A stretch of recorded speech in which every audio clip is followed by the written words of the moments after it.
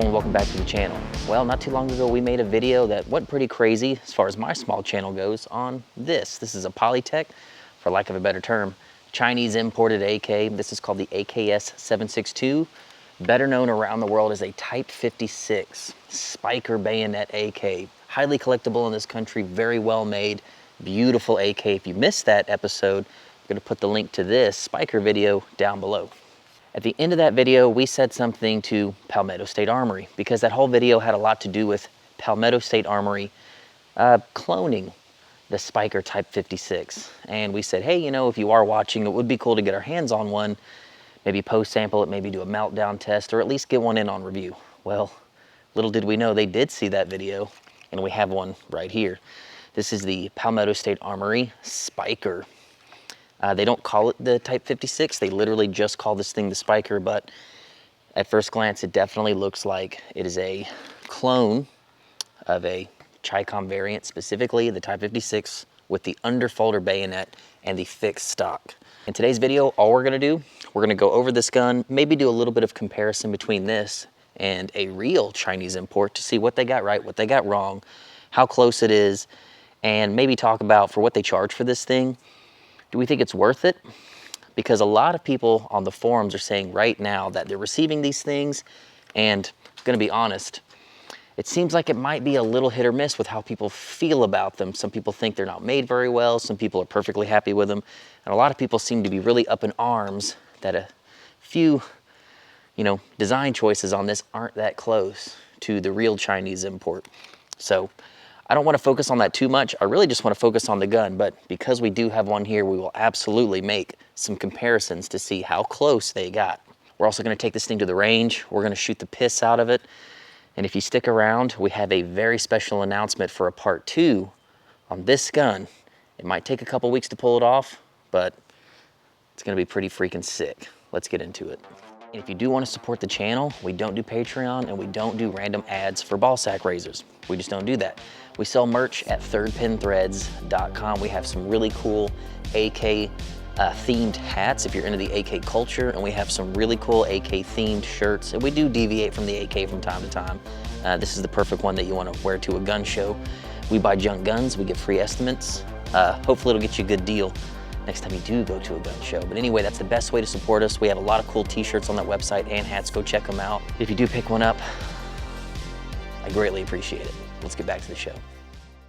If you care, what we got in the box with this thing was just the gun, everything you see here, one 30-round PMag and the manual. The one thing we don't have that, I don't know if it's something that they put in some of them, is a cleaning rod.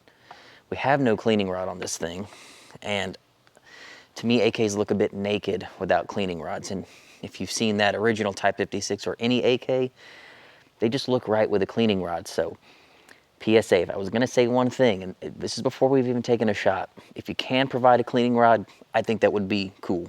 First appearances, the finish is nice and even, doesn't seem goopy in any places. Shiny and black, not too bad. Get some of this stuff off of here. So you can see there, we do have a muzzle nut. Just in case you're curious, I kind of want to see what these threads look like. Nice and clean threads. Muzzle face looks pretty good, nice crown. It looks like it has everything it needs to retain a cleaning rod. We just don't have one, but one should slip right in there. We did try later. The cleaning rod from the Polytech perfectly fits into the Spiker PSA, so everything's there to hold a cleaning rod. If you have one, or if you find one, you can pop one in. I'm just looking down my irons. These iron sights are extremely straight. Not canted in any way. Sling loop looks as it should. Has a little bit of movement just like it would on an OG Chi-Com. Bayonet looks pretty close to correct. Deploys the same exact way, locks up the same way. Has about the same movement as the actual Chinese one does have. However, if you look here, there's like an air gap there. You can see that? That should be flush. That should be setting deep down into the handguard as it does on the Chinese one. So when you're holding this thing, you feel a lot of that bayonet. It's pretty uncomfortable actually. And it looks like it's just hitting the handguard retainer right there. That's what's stopping it from going any deeper. It could go deeper. The recess in the lower handguard is deeper. It just runs into the lower handguard retainer. That is a bit of a bummer because it does make it a bit uncomfortable. Taking a better look at these things out in the daylight, I see one difference in the lower handguard retainer. So if you look here on the actual Chi-Com, sorry for the shadow, it's rounded and pretty shallow in this area. And if you look here, the handguard retainer seems to be a bit squared off, and it looks like it's actually physically longer towards the bottom. You can see that there. It's a bit longer compared to the lower handguard retainer on the Chinese model, which I think simply by matching that lower handguard to fit the Chinese design a little bit better, that bayonet will fully close. And you can see here, our latch isn't fully closed, but if we looked at the Chinese model, it is fully closed and fully seated. So there's room there. Everything else looks like it would work. I think it's just that lower handguard retainer, a slight redesign, and that bayonet would fit a lot better. Now, Chinese AKs never used laminate. They all used like a single piece of wood, which is kind of why the wood cracks easily. And I remember PSA saying that this wood would drop in on a Chinese AK. So you guys that are looking for wood, this stock set should work. It's all single piece, just like on a Chinese AK. 2 vents, only on the bottom. It's a clean cut. Pistol grip is very Type 3, which is what the Chinese copied when they were making their grips. It's checkered in the same way. It looks a little bit thinner. The Chinese grip is a bit fatter in width. The buttstock looks exactly the same. No trap door, so, you know, kind of a commercial grade butt plate on there. So no way to hold a cleaning kit. Sling loop is in the exact same place. Dust cover is smooth as it should be on a Chi-Com. No optic rail, as honestly it should be on a Chi-Com.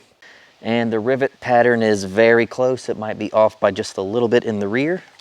Had a little audio malfunction, but you can see here the trunnion rivet pattern is similar. The only difference we see is the width on the rear trunnion rivets, a little off, but everything else is pretty close. Looks close enough. At least they tried to follow the original rivet pattern, which, you know, is kind of cool. The safety has a much longer throw, kind of like an AKM.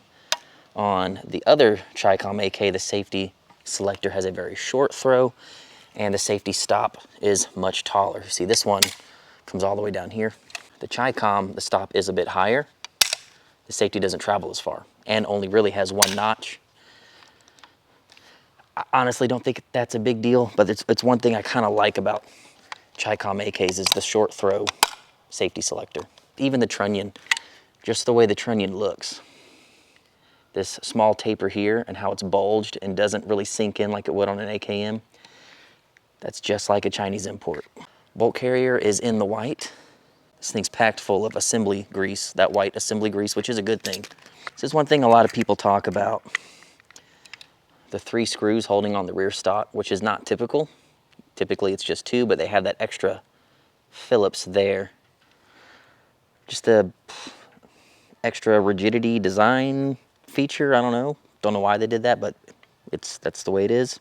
Your piston head has 3 rings. Looks to be pretty well machined. It's not bad, actually. I noticed the firing pin is free-floated, not spring-loaded, which is correct. And the bolt glides in the carrier quite nice, actually. One thing I thought was interesting, this little guy. This maker's mark right here, this stamp, I don't know what that is. I don't know if they were cloning something or if this is just something that PSA puts. It's a neat looking engraving, but that's there. If anyone knows why that's there, let me know in the comments below.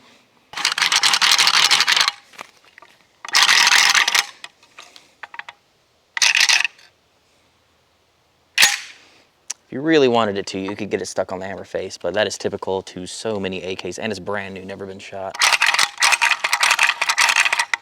I gotta say, it feels pretty smooth. I don't feel any dragginess unless you really want it to stop on your hammer. Charging handle doesn't have any burrs, feels nicely rounded. It's just nice feeling. One thing about Chinese AKs, they have some of the best out-of-the-box triggers that we've ever had imported. And that's just known. Factory Chinese triggers are nice. So, what do you say we dry fire this thing? Clear. Not bad.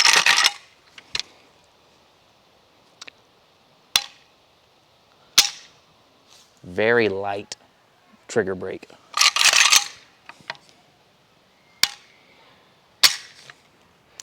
It actually feels pretty good.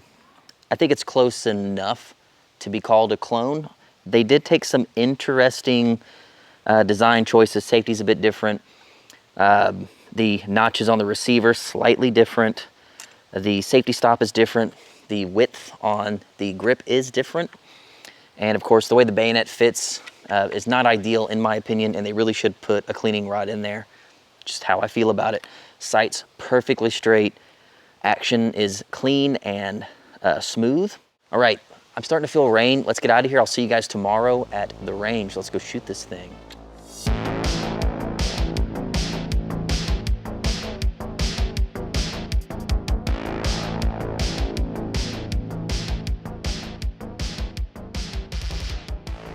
And boom, we're at the range. These are literally the very first shots that we're gonna take on camera. 30 of them. Gonna safe, dry fire, 30 rounds of Tula. Mag locks in quite nice. It's just a Romanian mag that's had a window cut in it.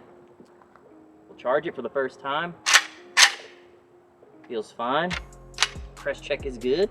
Safety on. Okay, first 30 rounds ever. Here we go.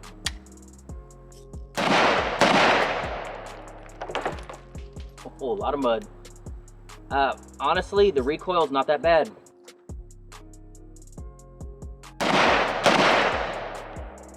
Trigger's nice. Speed it up a little.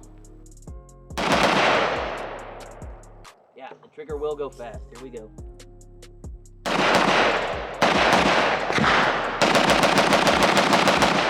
Woo! All right, we had one little jam.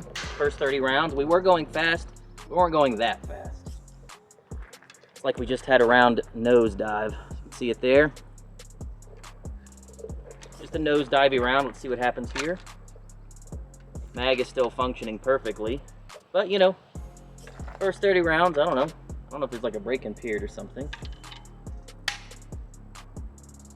Round looks okay. It's not damaged. Let's put it right back in. Thing's starting to smell a certain kind of way. Chambered, we'll go just as fast.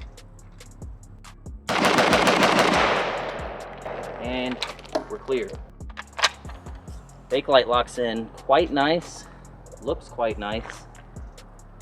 It's hard to beat a good Bakelite, man.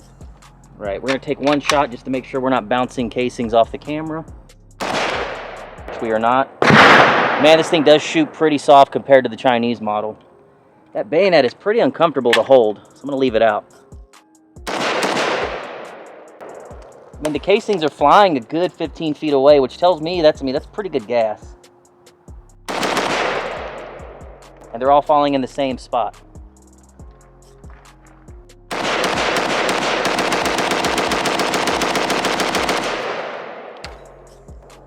Flawless. I don't know, maybe we got through a break-in period. One thing it just does not like is that drum. Doesn't like it at all. The bayonet seems to work exactly like it did on the Chinese model, which is good. Though it seems a little bit more blunt on the tip, we still have full penetration followed by a round. Seems to work exactly the same way.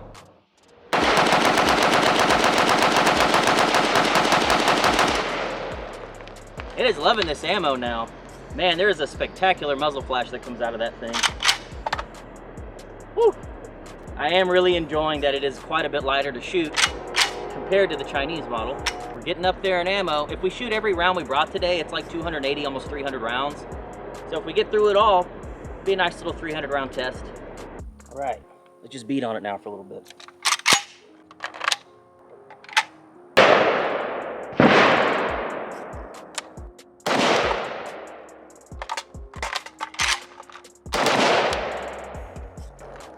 Man, those steel mags flow in and out super nice.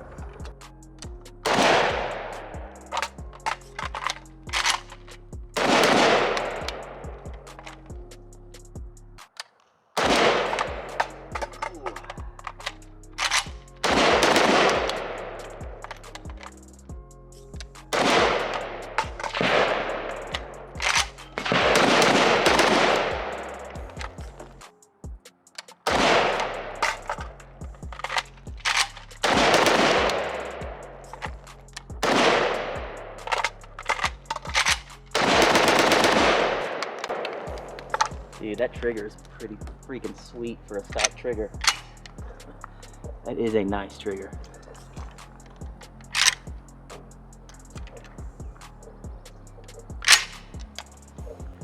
Might have just had some growing pains in the beginning. Damn,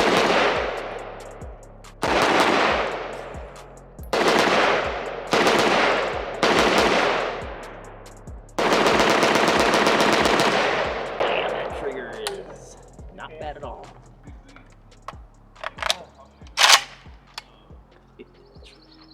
The trigger's gnarly.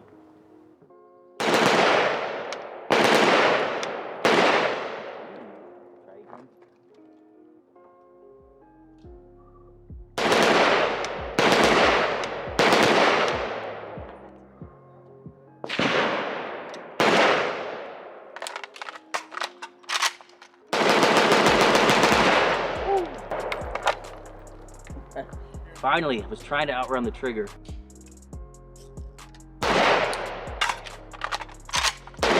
Damn!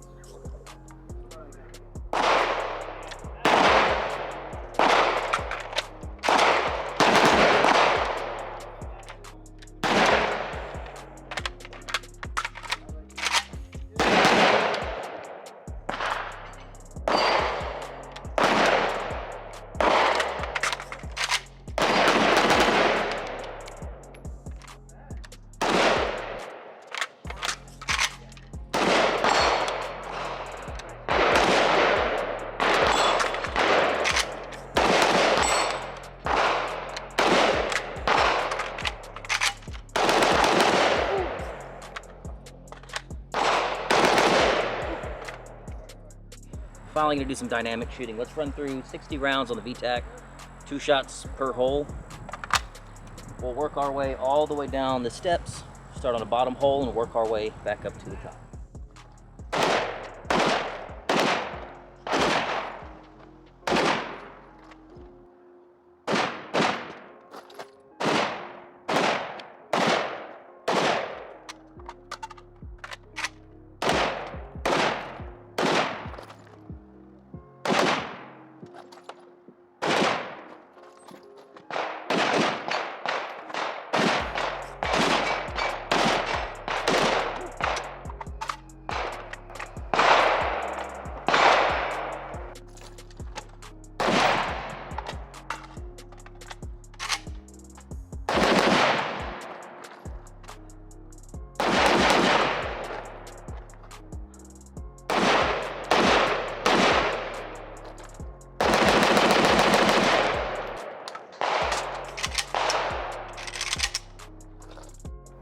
Let's see if Big Willie can bring it home for us.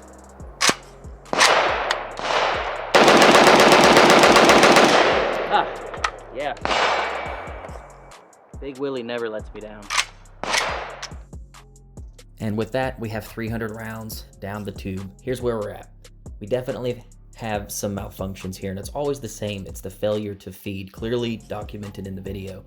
It happened once with our very first 30 rounder, but then it never happened again. We probably put a dozen 30 rounders through it of all different types. After that, shooting at a 90-degree angle, mag well gripping, doing crazy reloads, and it never jammed again.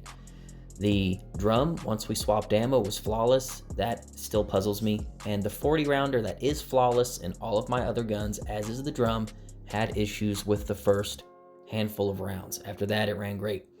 Like I say, all of these mags work good in all of my other AKs. Don't know if this is a break-in period or what.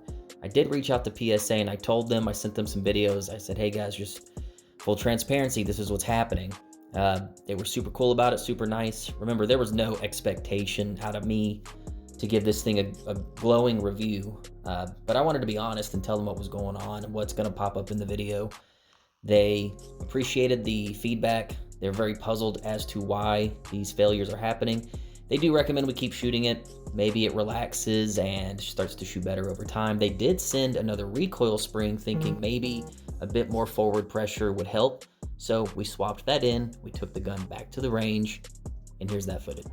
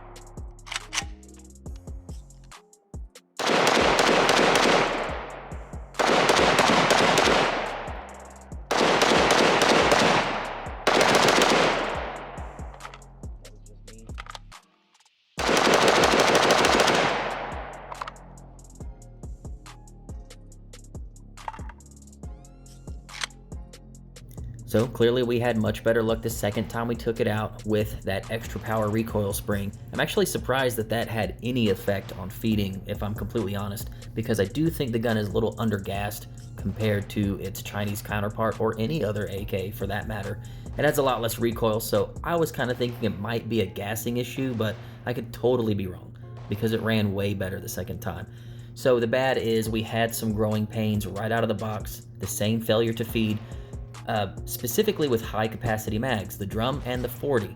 Other than the 30, this thing's had over a dozen, at this point about 15 to 20 30 round mags through it, all flawless, trying to get this thing to fail, and they ran great.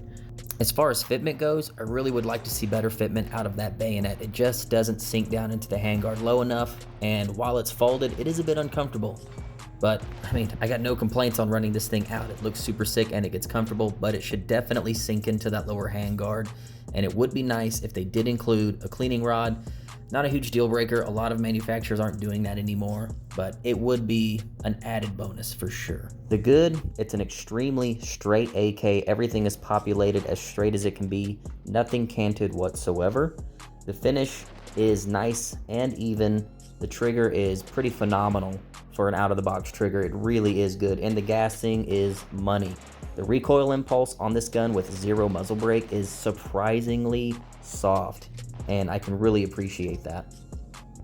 And finally, the price. For what they're charging, you could probably pick up about 3 of these things for what one pre-band Type 56 underfolder, a nice one, will cost you.